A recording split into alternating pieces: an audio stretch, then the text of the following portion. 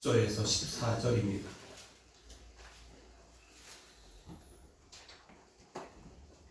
빌립보 4장 10절에서 14절 함께 교독합니다.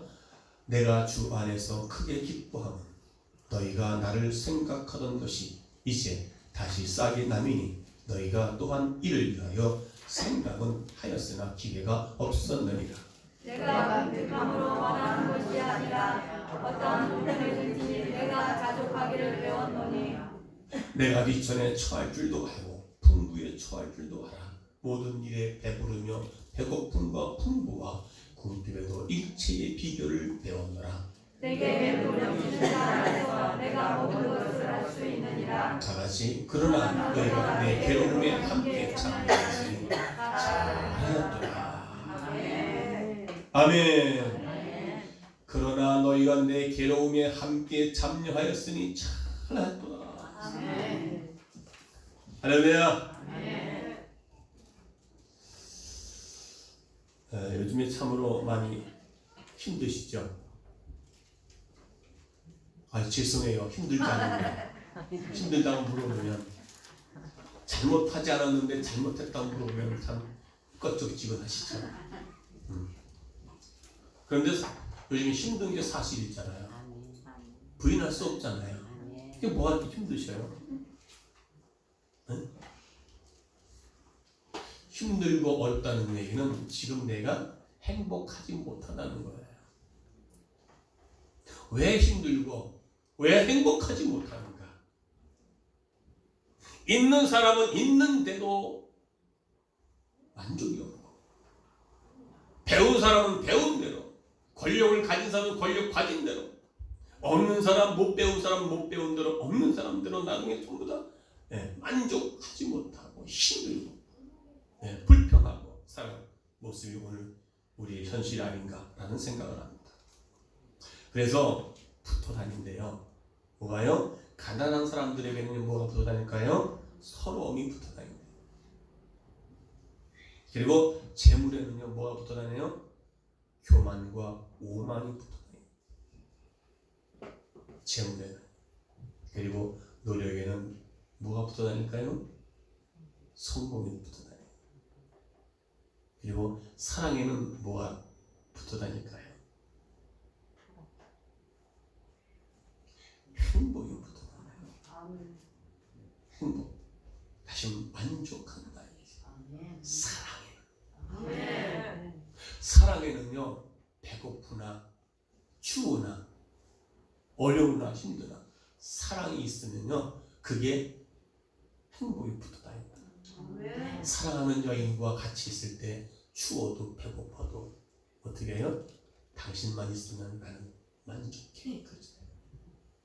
사랑에는요 행복이 붙어 다닌다. 따라다닌다.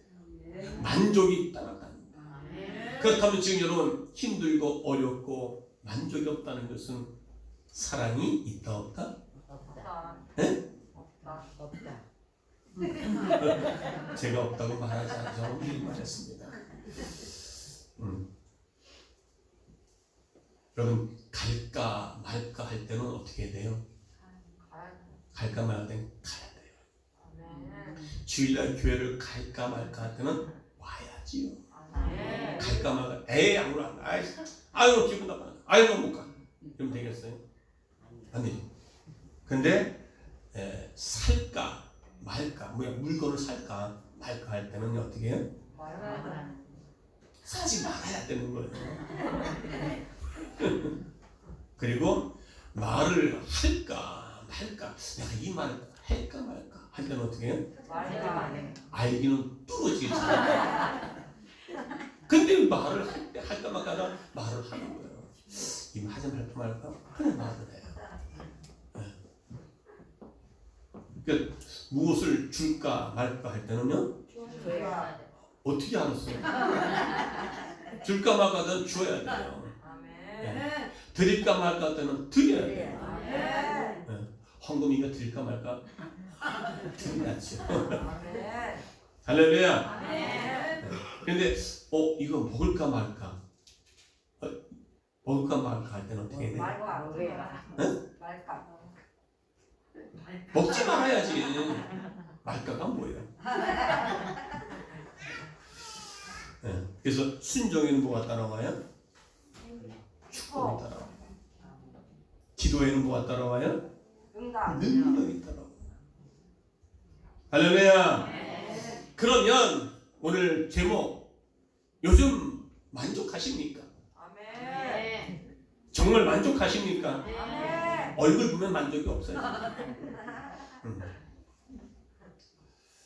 그래서 우리 마음속에는요 늘 불만족이 가득 차 있어요. 불만. 지금 요즘에 정치, 경제, 사회, 특히 코로나로 인해서 얼마나 만족하지 못하고 소상공인들 또 개교회들마다 얼마나 이게 불평합니까? 네. 예배도 몇 명만 드려라 하잖아. 얼마나 이게 아이고 잘됐다 이럴 때 쉬는 거야. 아이고 감사합니다 이렇게 합니까? 왜 예배 드리지 말고 왜 예배를 띄워야 안 될까? 이럴 때 교회를 갈까 말까? 기도를 할까 말까? 해야죠. 네. 이럴 때 우리 좀 더 하나님을 사랑하고 하나님을 사랑할까 말까? 사랑해야 되죠. 여러분, 그 서울 리서치에서 가정 주부들에게 대한 결혼 만족도를 조사를 했습니다. 30대 서울 거주 기혼 여성 510명을 대상으로 조사했는데 80%가 현재 결혼 생활에 불만족하다는 거예요. 80%. 응답자의 40%가 자기 발전에 대한 가사 노동. 결혼하기 전에 잘 나갔었는데 결혼하고 나니까 어떻게 해요? 집에서 날마다 칠팍에 돌듯이 이렇게 그냥 가사 일만 노동을 하는 거예요. 그게 불만족이죠. 그 다음에 27%가 가장 경제적인 면에 어려움 때문에 불평을 하게 돼요. 불만족하고. 10%가 남편 외도 때문에. 굉장히 남편 외도 얘기가 조용하네요. 23%는 남편과 갈등의 문제. 사고방식의 생각의 차이 때문에 결혼 생활에 불만을 표시했다고 합니다. 사람은 언제나요 만족이 없어요. 그래서 임신 중에 있는 아내 진료비를 마련하기 위해서 강도 지수를 한 남편 박씨라는 분이 있었습니다. 이 사람은 영업사원으로 들어갔다가 월급이 제대로 나오지 않아서 결국은 5개월 된 아내의 진료비를 마련하기 위해서 이제 강도짓을 한 거예요. 근데 붙잡혀 조사하니까 그렇게 돼서 내가 강도짓했다. 이런 불만족의 모든 사람들은요 해결을 어떻게 하려고 그래요? 파괴하려고. 파괴. 그래서 뭐예요? 불만족하니까 어떻게 해요? 견디고 이겨나가야 되는데 불만족을 만족으로 바꾸고 살아가지 않고 오히려 이혼합니다. 가출도 하고 자살도 하고 힘들다. 살인까지 합니다. 강도까지 합니다. 이게 이제 돈이 없어서가 아니라 그런 사람들의 세계의 마음이 병들어 있다는 거예요. 요즘에 세계가 얼마나 다들 불만족합니까? 특히 우한 코로나 때문에 전 세계적으로 지금 엉망이지 않습니까? 지금 또 일본이나 미국이나 지금 1000명대가 넘어 2300명대가 또 지금 넘어가고 있다고 그랬습니다. 그래서 그런지 얼마 전에 TV를 보니까 미국에서 전철 속에서 한 흑인 남성이 아시아계의 사람을 폭행을 합니다. 그랬더니 폭행하면 그냥 맞고 있습니까? 같이 이렇게 하는데 워낙 등치가 크니까 나중에는 몇 대 얻어 맞더니 그냥 실신해 버렸습니다. 전철 안에서. 그래서 많은 사람들이 그걸 보고도 그냥 모르는 척 하더라고요. 그리고 이제 그 실내 안에서 찍었는데 어떤 상가에서 상가의 창 밖에 도로 가는 아시아계 여성을 또 뒤에 건장한 청년 남자가 그 여성을 막 폭행하고 쓰러뜨리고 발로 짓밟고 그런 모습을 본 거야.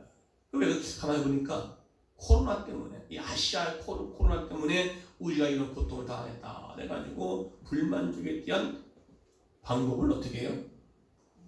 폭력을 휘두르는 거예요. 재정의 문제, 돈의 문제가 없어 어떻게 해요? 싸우고 불평을 하고 강도짓을 하고 하는 이런 것들이 있다는 거예요. 누구나 다 사람들은 다 행복하기를 원하죠. 내 삶을 만족을 누리고 싶어하는 것이 오늘 우리의 모습 아닐까? 대부분의 사람들은요, 자족하고 만족을 느낄 수 있는 것은 소유함이 있다고 생각을 해요. 그래서 가지려고 그러고 소유에 집착하려고 그러고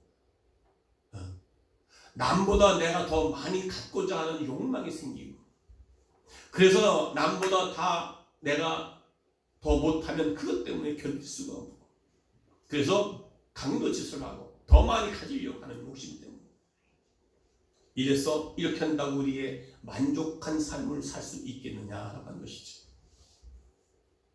여러분은 지금 어떠하십니까? 만족하십니까? 아니면 참으로 행복하십니까? 이런 것들이 뭡니까? 결국은 자기 이기주의적입니다. 자기 중심입니다. 자기만 좋으면 되는 거예요. 이혼을 왜 해요?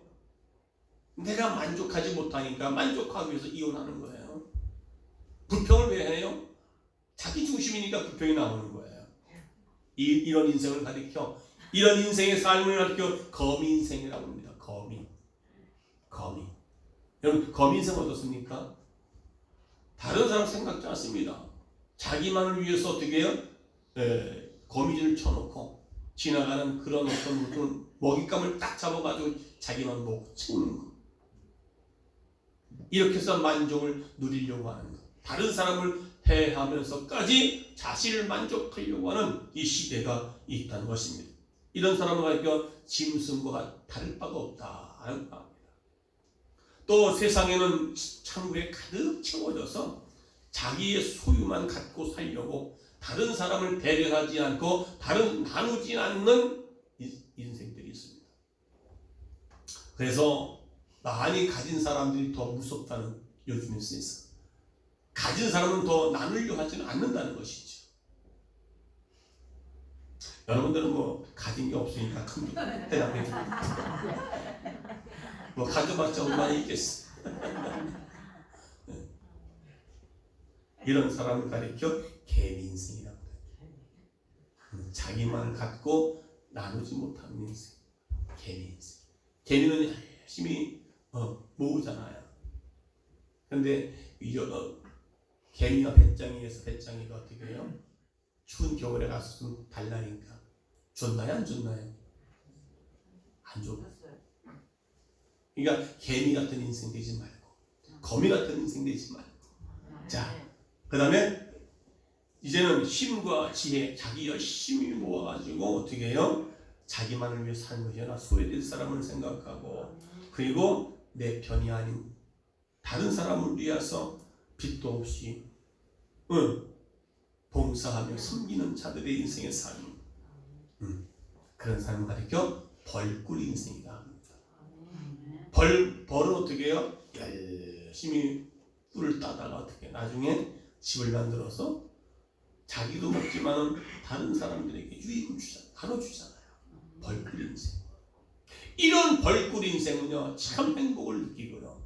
이런 벌꿀 인생은 참으로 만족을 느끼기 때문에. 네. 그래서 내가 받는 것보다 주는 것이 더 복이 있다. 성경에서 말씀하고 있습니다. 할렐루야.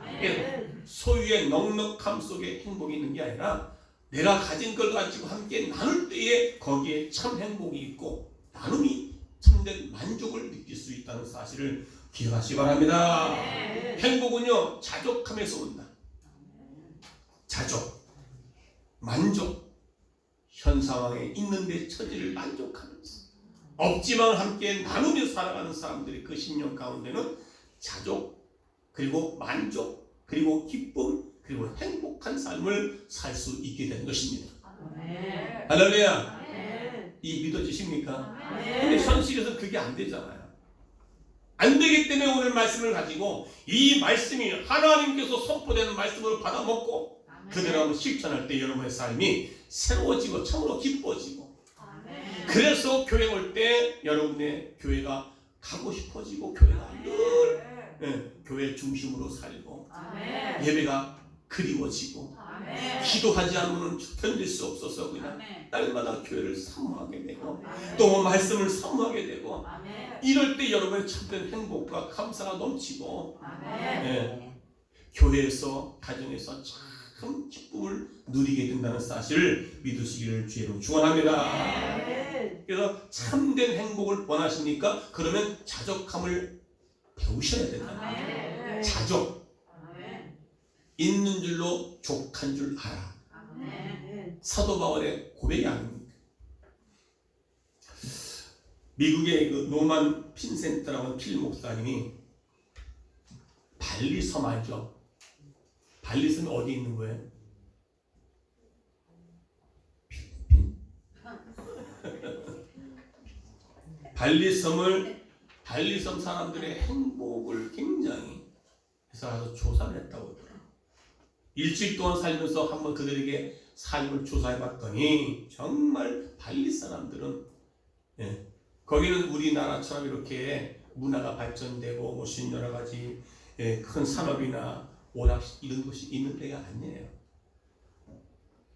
한마디로 문명이 좀 약간 떨어진 발리 섬에 가서 우리는 가진 것이 없습니다 라고 얘기하는 것이죠.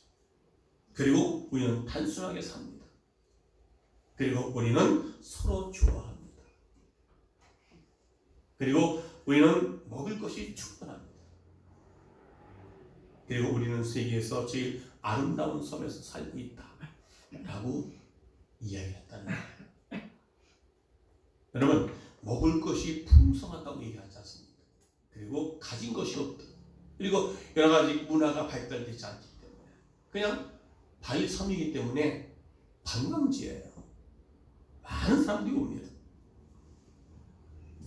그런데 우리는 왜 그렇게 행복이 없고 만족이 없을까요? 여러분, 우리가 두 다리를 쭉 뻗고 살 수 있는 집이 있고 자식이 있고 아내가 있고 남편이 있고 여러분이 마음껏 예배할 수 있는 교회가 있는 거예요. 뭐가 그렇게 불만족하십니까? 누가 하는 말 흔히 무엇이 중한디? 무엇이 그렇게 중하기에 중한 것이 무엇인데 그렇게 불만족하며 여러분 인생을 살아가고자 하는 것입니다.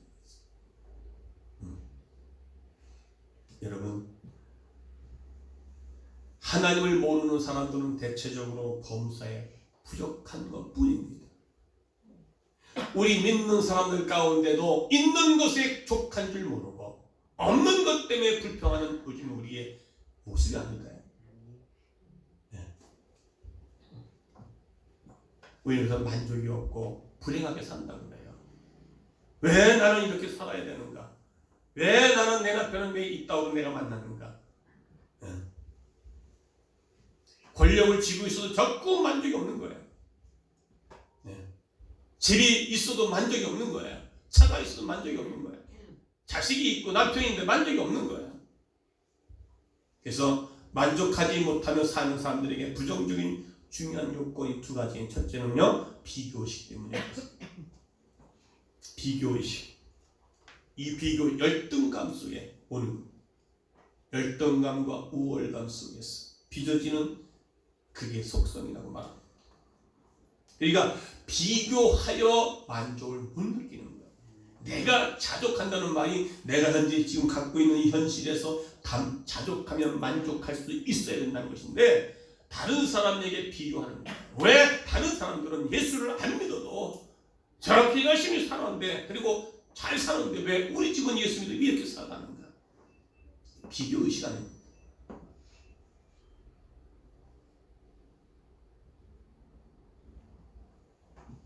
왜 내 남편은 왜 저렇게 항상 나를 이렇게 내가 왜 남편 못된 걸 만났는가?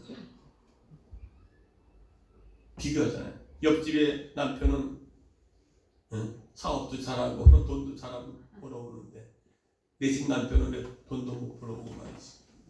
비교이시. 내 자식은 왜 키를 작은가? 왜 이렇게 못 낳는가? 옆집의 아들은 잘 낳고 키가 이게 비교 시간이에요.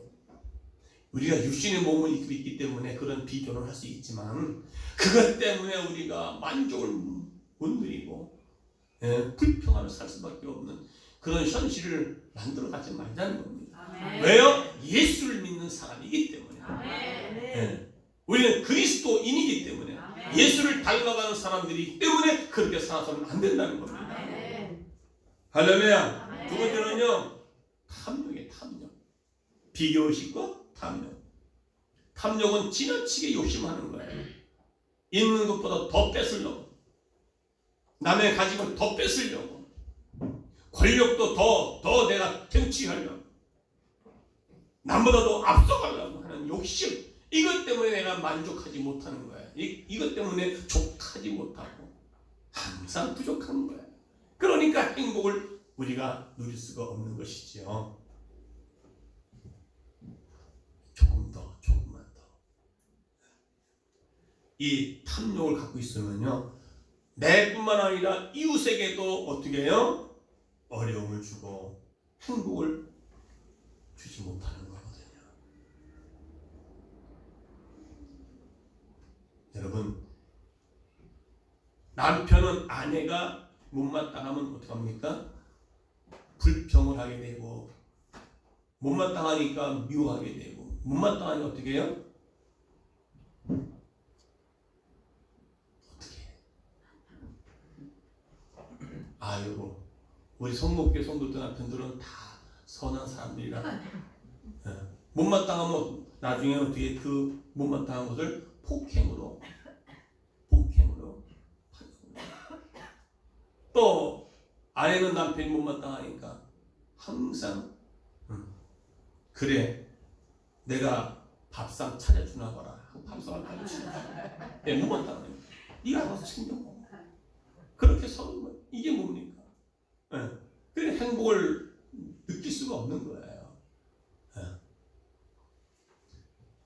여러분, 그래서 야고보서 1장 15절에 다 같이 시작. 욕심이 이한 죄를 낳고 죄가 장성한즉 사망을 낳느니라. 욕심을, 그러니까 욕망을 배에다 잉태하면요, 죄가 되는 거예요. 죄가 미워하죠, 폭행하게 하죠, 자기 만족을 취하려고 막 욕심 부리죠. 얼마나 이게 죄가 잉태되니까 어떻게 해요? 장성한다고 그래요. 장성하니까 어떻게 해요? 나중에 사망을 낳는 거예요. 죽음이에요. 이 욕심이 한도 끝도 없어요. 그래서 옛말에 그런 말이 있습니다. 바다는 메워져도요, 사람의 욕심은요 못 메운대요. 사람의 욕심은 메울 수가 없다네요. 여러분들은 욕심이 지금 하나도 없어서. 그래서 이석 우화에 나오는 그 한국말 나오는 거위라는 이야기도 책에 나와 있습니다. 아시죠? 네. 아시죠? 여기에 한 농부가 아주 가난합니다. 그런데 거위를 기르는데 하루는 아침에 일어나가니까 어머, 이 거위가 황금 알을 낳네. 황금 덩어리를 낳는 거예요. 그 맛에 하루하루가 즐거운 거예요. 또 다음날 아침에 가면 이 거위가 황금 알을 또 낳았네.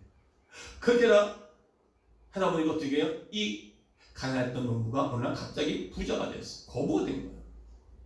그러니까 어떻게 해요? 이제 욕심이 또 생기네. 이걸 날마다 가서 주워오는 것보다도 한꺼번에 한번 이 황금을 내가 가져보자 해가지고 어떻게 했을까요? 그 거위를 아침에 나가서 황금알을 낳는 그 거위를 황금알은 챙기고 거위를 목을 따서 죽여서 배를 쫙 갈라서 황금을 꺼내겠다고 본 거예요. 그 황금이 있을까요? 없을까요? 그냥 내비두면 그냥 그대로 날마다 황금이 굴러 들어올 텐데 이 욕심이 너무 집착이 되어버린 거예요. 이렇듯 우리의 만족한 삶을 살지 못하고 있다는 겁니다. 여러분 지금 질문하면 만족하십니까? 행복하십니까? 아멘, 아멘. 그러면 그 만족과 행복하면 집에 가서는 날마다 행복한 모습을 보여야 될 거 아니에요. 그렇죠? 왜 집에 가면 행복한 모습이 없어요? 왜? 현실로 온 거예요. 교회 와서는 진짜 환상 속에 있는 것 같은데 집에 가면 현실을 딱 돌아오면 아이고 다시 만족이 없는 거예요. 행복이 없는 거예요. 그러니까 아내는 남편은 아내를 서로 불평하는 거예요. 자식을 낳은 게 자식이 잘 되면 어떻게 해요? 나 닮아서 그랬고 자식이 못 낳고 못 되면 아유 누구 닮아서 저러냐 그러지. 서로 이게 만족이 없는 거죠. 자, 그러면 만족한 삶을 살기 위해서는요, 첫째는요, 그리스도인의 삶의 비결을 배워야 돼요. 오늘 12절에 다 같이 시작. 내가 장차할 줄도 알고 공부할 줄도 알아. 모든 일에 배부르며 배고픔과 풍부한 궁핍의 일체의 비결을 배우라. 사도 바울의 신앙 고백입니다. 비천한 가운데도 배고픈 때에도 궁핍할 때에도 만족하기를 배웠다는 겁니다. 네. 여러분 이 배웠다는 말에는 전에는 내가 만족한 삶을 살지 못했다. 그런데 이제 알았다는 거예요. 오늘 이후에 이 시간 이후에 여러분 정말 내가 어떤 환경에 있든지 간에 이제 내가 일체의 비결을 배웠다라고 사도 바울의 고백처럼 여러분 그런 고백 되어지곤 합니다. 그러면 여러분요 미워했던 남편을 사랑하게 되고 사랑하지 못한 아내를 사랑하게 되고 네. 내 자식을 사랑하게 되고 교회 와서 성도를 사랑하게 되고 미워하지 않게 되고 원망 불평하지 않게 되는 은혜를 이 시간 이후부터 누리시기를 주의 이름으로 축원합니다. 할렐루야. 사실 사도 바울은요 예수 믿기 전에는 잘 살았습니다. 잘 나갔습니다. 당당했습니다. 오히려 예수 믿는 사람을 핍박을 했습니다. 그런데 예수를 만나고 나니까 오히려 더 행복이 오고 오히려 더 당당해져야 되는데 예수를 만나고 난 이후의 삶부터는요 그는 가난해졌습니다. 오히려 핍박을 받았습니다. 오히려 궁핍에 처했습니다. 비결 배운 거예요. 고난 가운데 고난이 내게 유익이라는 말이 있지 않습니까? 성경에서 그런 환경 가운데서 내가 일체의 비결을 배운 거예요. 할렐루야. 그러니까 일체의 비결을 배웠다는 말은요 여기 그냥 내가 어쩔 수 없어서 내 운명이 이러니까 그냥 포기하고 살아야지.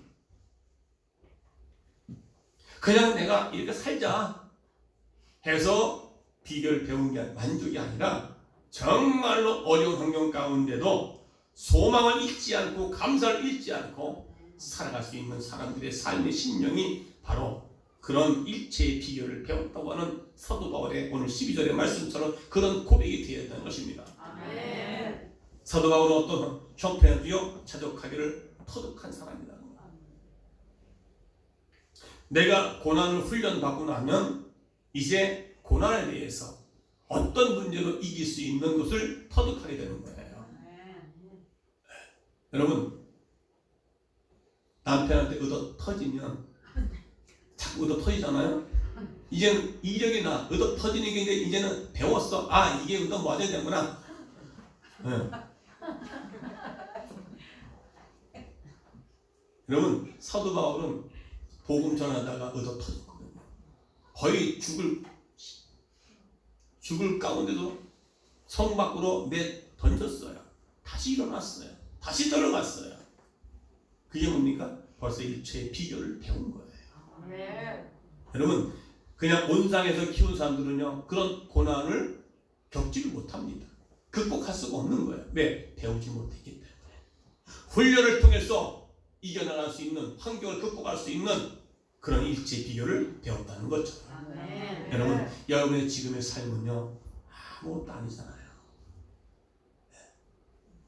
남편한테 아내한테 불평과 원망이 쌓인다 할지라도 이제 오늘 이후부터는 여러분 일체의 비교를 배웠다라고 말씀하시고 신앙 고백하시기를 주의 이름으로 축원합니다. 고전 7장 23절에 이렇게 말합니다. 너희는 값으로 사신 것이니 사람들의 종이 되지 말라고요. 환경의 종이 되지 말라고요. 우리는 우리 것이 아니라 나의 것이 아니라 내 남편 것이 아니라 누구 것이에요? 하나님의 것이라고요. 주님의 종이라고요.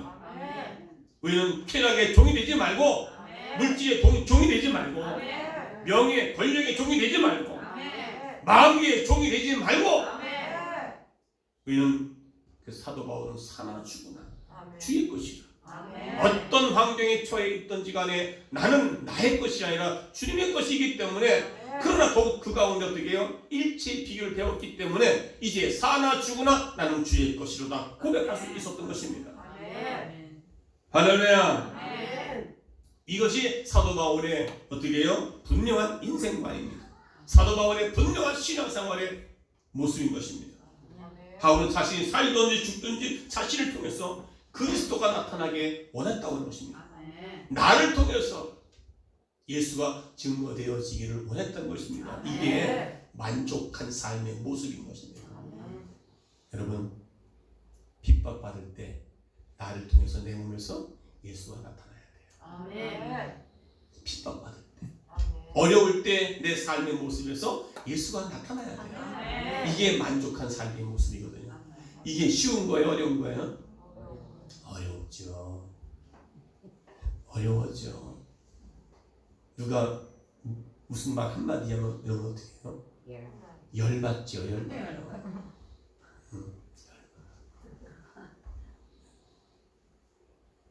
바다가 왜 바다예요?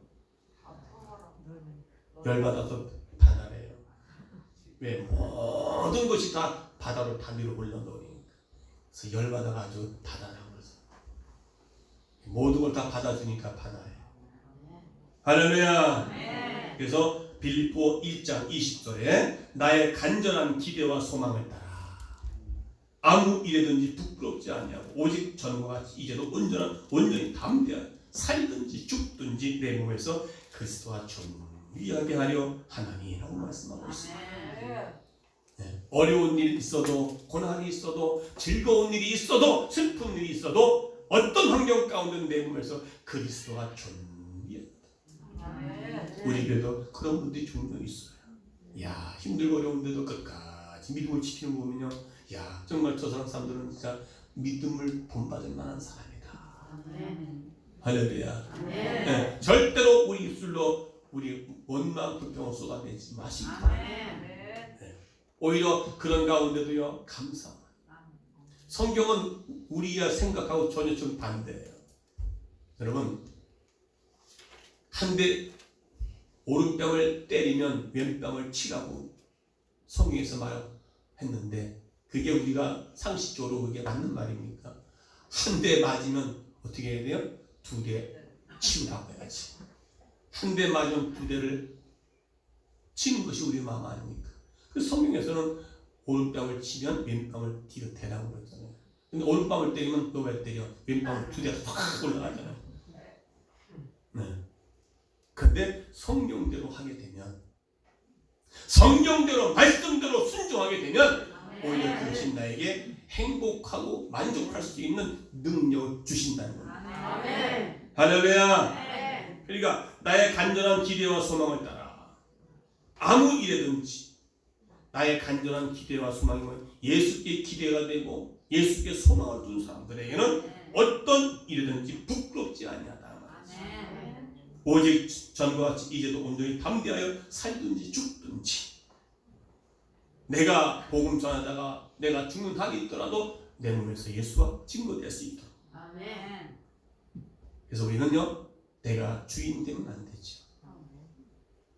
내가 주인 되는 것이 아니라 예수 믿고 남은 그 순간부터는 이제 내가 주인이 아니라 내 안에 계신 예수가 주인인 줄 믿습니다. 그게 주인을 바꾸는 거예요. 주인을 바꿀 때 내 인생의 삶은요 행복한 거예요. 왜요? 나는 주인이 있기 때문에 주인의 모든 내 인생을 책임져 주기 때문에. 믿어지십니까? 아멘. 하나님이 살아계셔서 내 인생을 전적으로 책임져 준다는 사실을 믿으시기 바랍니다. 아멘. 이게 믿어져야 돼요. 아멘. 나는 부활이요 생명이니 나를 믿는 자는 죽어도 살겠고 무릇 살아서 믿는 자는 영원히 죽지 아니라 내가 이것을 믿느냐. 아멘. 살아계신 하나님. 아멘. 첫째는 그리스도의 삶의 비교를 배우고 두 번째는 자족의 비교를 배워요. 마찬가지 같은 내용이지만 오늘 본문의 12절의 말씀처럼 사도 바울은요 바울과 실라가 옷벗김을 당하고 매맞고 감옥에 들어갔습니다. 그게 사도행 16장에 보면 내용이 나옵니다. 간수와 든든히 지킵니다. 분위기가 살벌합니다. 그러나 바울과 실라는 밤중쯤 되어 기도하고 하나님을 찬송했다고 했습니다. 여기 찬송이라는 말은 하나님께 감사했다는 거예요. 기뻐했다는 거예요. 만족했다는 거예요. 내가 옷을 벗기고 채찍에 맞아도 감옥에 들어가도 그 삶이 만족한 거예요. 그게 나의 나된 것은 하나님의 은혜라고 하는 거예요. 내가 지금 감옥에 들어갔어도 이게 하나님의 은혜라는 거예요. 이런 신앙의 고백되어질 때에 만족할 수밖에 없는 거잖아요. 여러분들은 지금 조금만 힘들면 만족합니까? 감사합니까? 찬양 나옵니까? 기도합니까? 안 하세요. 하나님의 말씀을 수없이 들었어요. 근데 왜 그게 안 될까요? 사도 바울은 단번에 하나님 만나고 나서 인생이 완전히 바뀌어진 모습을 볼 수 있습니다. 자족의 비결을 배우는 거예요. 여러분의 인생의 삶의 지금 모습을 감사함으로 살아가는 거예요. 있던 없던 배고프던 할렐루야. 그래서 우리는 사나 죽으나 나는 주의 것이기 때문에 내 몸에서 그리스도가 존귀하게 나타날 수 있고 주의 영광을 위해 살아가는 우리 모두가 되기를 주의 이름으로 축원합니다. 바울은 어떤 환경이든지 자족했다는 것입니다. 자족, 감사. 그래서 사도 바울이 자족의 비결은요 우리 운명론을 가리키고 말하는 것이 아닙니다. 그의 운명이 이렇게 나타납니다.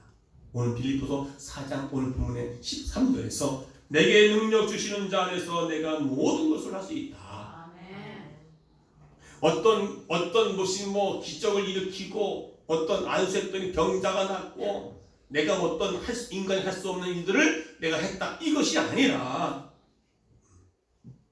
여러분 내가 지금 핍박 가운데 복음을 위해서 살다가 이런 가운데도 내가 극복할 수 있었던 것은 이게 하나님의 능력이라는 거예요.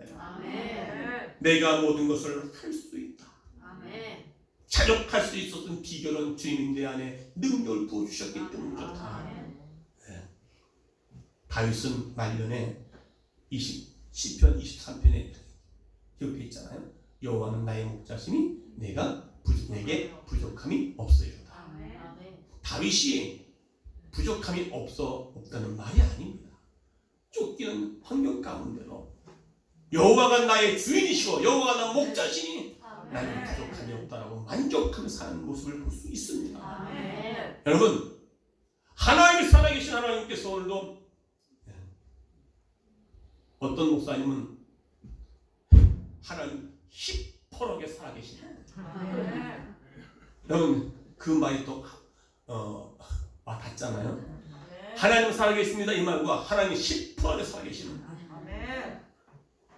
이 말을 다른 말로 바꾸고 말하면 자식이 엉뚱한 짓을 해요. 야, 너 부모가 시퍼렇게 살아있는데 너 그 짓거리냐? 살아있는데 시퍼렇게 살아있는데 엄마, 부모 거짓말을 해? 그 못된 짓을 해? 이렇게 얘기했어요. 하나님은 정말로 시퍼렇게 살아계십니다. 네. 우리가 상상할 수 없는 살아계신 그 하나님. 내가 약할 때 강합니다. 그래서 디모데전서 6장 6절에 믿음이 나는 디모데에게 사도 바울은 자족하는 마음이 있으면 경건에 큰 이익이 있습니다. 다 같이 시작.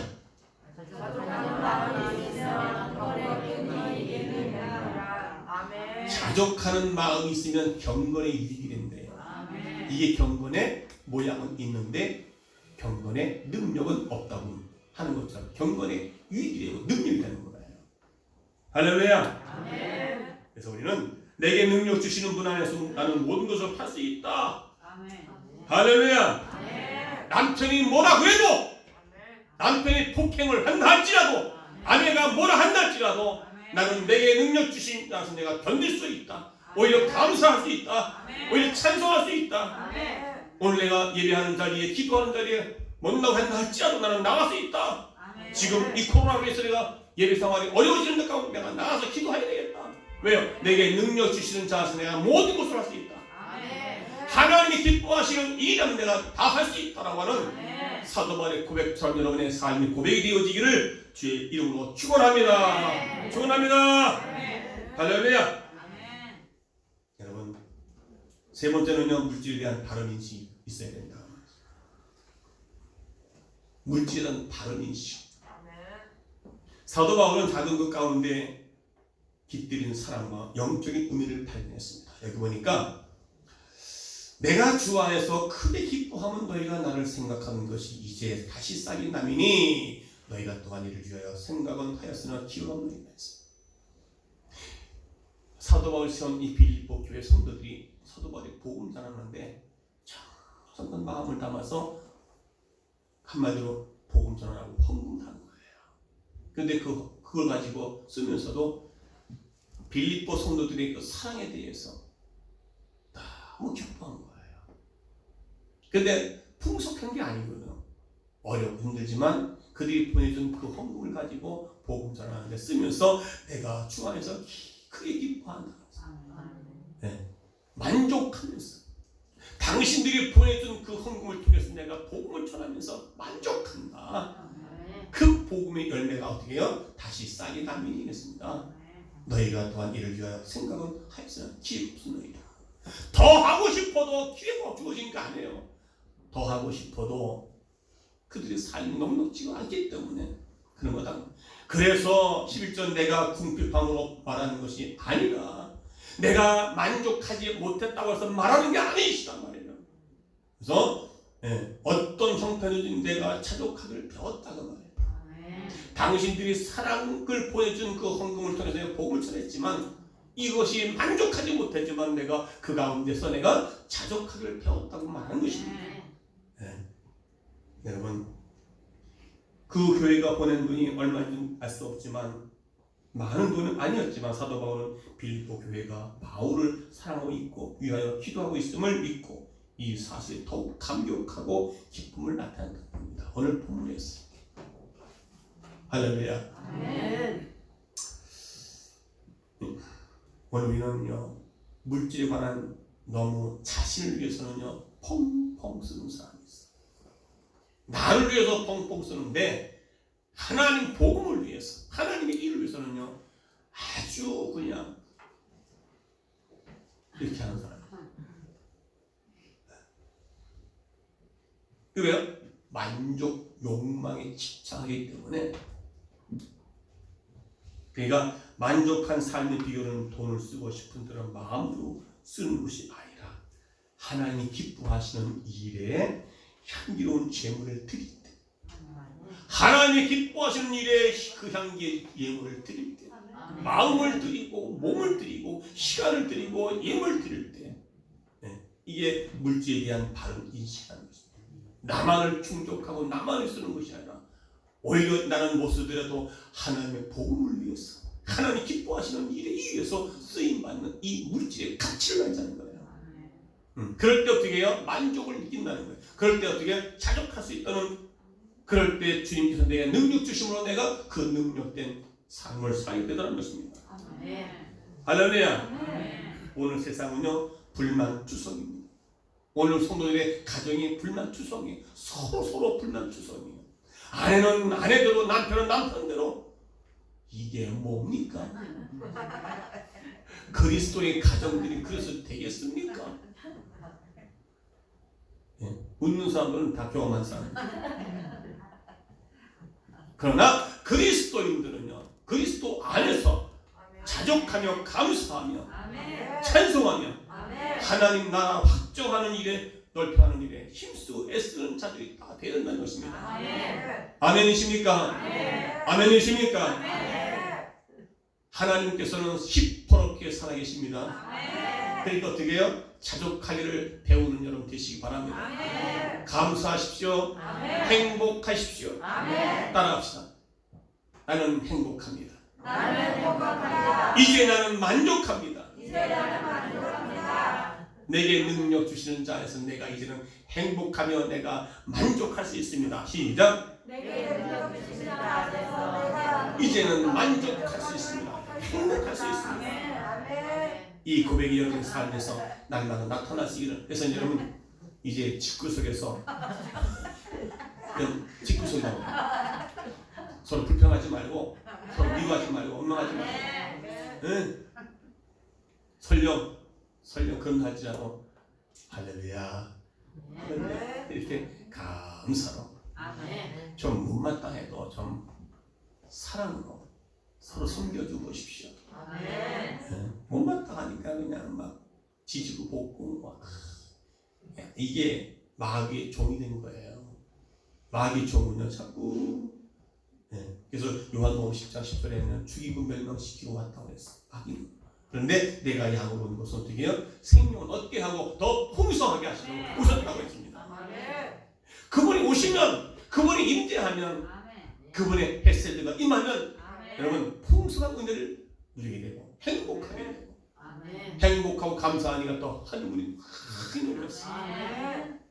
여러분 삶이 이제는 풍성한 열매를 맺는. 자, 그래서 보니까 오늘 14절에 그러나 너희가 내 괴로움에 함께 참여하였으나 잘하였도다 했습니다. 사도 바울이 고통과 아픔 가운데 함께 동참했다는 거예요. 그래서 잘하였도다. 하나님이 기뻐하시겠다. 여러분 교회가 어렵고 문제 있으면 여러분 싹 좋은 일 있을 때는 쏙 그런 사람을 뭐라고 그래요? 잘하시나. 뭐가지 쭉 게다가 아이고 그러면 쑥 잘하시나예요. 오늘 성도들이 어떻게 해요? 그러나 너희가 내 괴로움에 함께 참여하였어. 사도 바울의 고통과 아픔과 보험을 위해서 사는 저들이 위해서 물질을 돕고 마음을 돕고 기도를 도봤더니 참 칭찬받잖아. 할렐루야. 오늘 우리 성목교회는요 벌써 우리가 어떤 분이 우리 교회를 잘 아는 권사님이 다른 분한테 기도하시는 하도 전사님인데 영역이 있고 기도 많은 걸 부탁을 했대요. 우리 성목교회 성전 언제 합니다. 그랬더니 기도한 한 달 만에 연락이 왔다는 거예요. 그 교회는 기도를 많이 하는가 봐요. 교회가 너무 깨끗해. 그리고 이제 멀지 않았대요. 성전이잖아요. 그분이 뭘 알아? 우리 기도하는 교회 아닙니까? 성령의 역사가 임재하는 교회가 아닙니까? 할렐루야. 그 말 듣고 저는요 오늘 아침에 사모님이 저한테 얘기하더라. 네? 처음에 얘기할 때는요 부탁을 했는데 글쎄 이렇게 얘기 왔더래요. 그때 내 순간적으로 큰일 났다. 성목교회는 싸우는 교회예요. 어둠이 있는 교회예요. 목사님이 기도 안 하는 교회. 이렇게 말하면 어떡하나. 그 두려움은 사라지고 오히려 희망을 주고 기쁨을 주고. 성목교회 이제 멀지 않았대요. 성전 이전하면 나는 바빠요. 저거를 보기 힘들어요.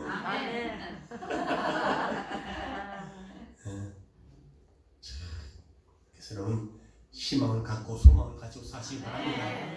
할렐루야. 우리 찬송가 복음송가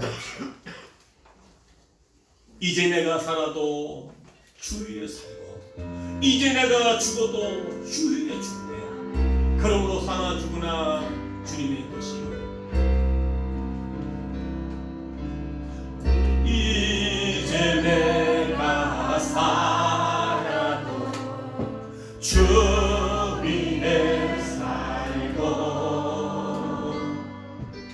이제 내가 죽어도 주 위에 죽네.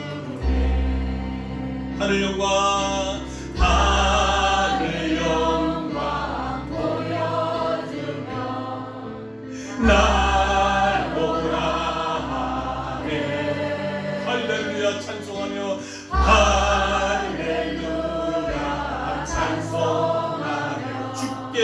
합니다. 주께 감히 그러므로 나는 살아주구나. 그러므로 나는 살아주구나. 주님의 것이요 살아주구나.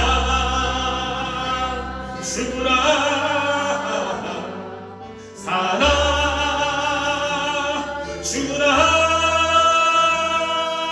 날 위해 피 흘리신 내 주님의 것이요. 다시 한번 그러므로 나는 살아주구나. 주님의 것이요 살아주구나.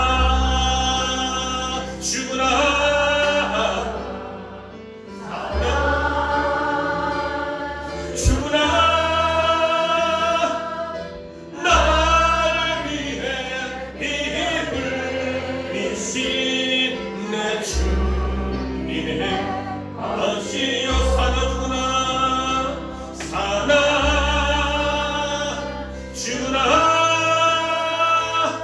날 위해 피 흘리신 내 주님의 것이요. 우리 두 손을 가슴에 대시고 정말 여러분 우리의 신앙 고백처럼 사도 바울 고백처럼 나는 사나 죽으나 나의 것이 아니라 내가 주의 것이라 고백합니까? 왜냐면 너무나 욕망 때문에 삶의 일치 비결을 배우지 못하며 자족하지 못하며 만족하지 못하며 행복을 누리지 못하며 하나님의 사랑을 듬뿍 받고 있음에도 불구하고 그 사랑 안에 살지 못하고 있던 우리 모습 아닙니까? 주님 나를 용서해달라고 가정에서 서로 불평하며 만족하지 못하며 없는 것 때문에 누구 때문에 불평하며 사는 우리의 모습이 얼마나 행복을 못 주었습니까? 왜냐하면 마귀의 종이 되었지언정 세상의 쾌락의 종이 되며 돈의 종이 되어 살았던 우리의 모습 아닙니까? 사도 바울의 이는 일치의 비결을 배웠다, 자족하기를 배웠다고 고백한 것처럼 여러분의 삶 가운데 이런 자족하기를 배움으로 말미암아 참 행복과 만족을 누리며 살기를 원합니다. 다같이 말씀 붙잡고 통성을 기도합니다. 살아계신 아버지 하나님 할렐루야. 주님 오늘 사도 바울의 고백처럼 이제 내 것은 내 것이 아니라 주의 것이라고 고백하며 이제 살아 죽으나 주의 그 주를 위해서 이제 살겠다고 다짐하는 그 사도 바울의 고백처럼 만족하며 살기를 원합니다. 행복하며 살기를 원합니다. 자족하기를 원하며 살기를 원합니다. 이제 서로 불평하지 않게 하여 주옵소서.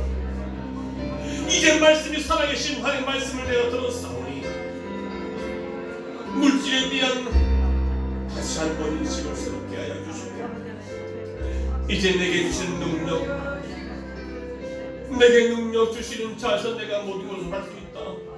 어떤 환경에 처했든 간에 그 환경 가운데 능력 주시는 그분 때문에 내가 감당할 수 있습니다.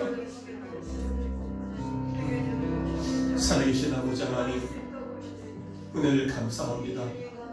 나로서는 할 수 없습니다. 못마땅한 일이 왜 이렇게 많은지 모릅니다.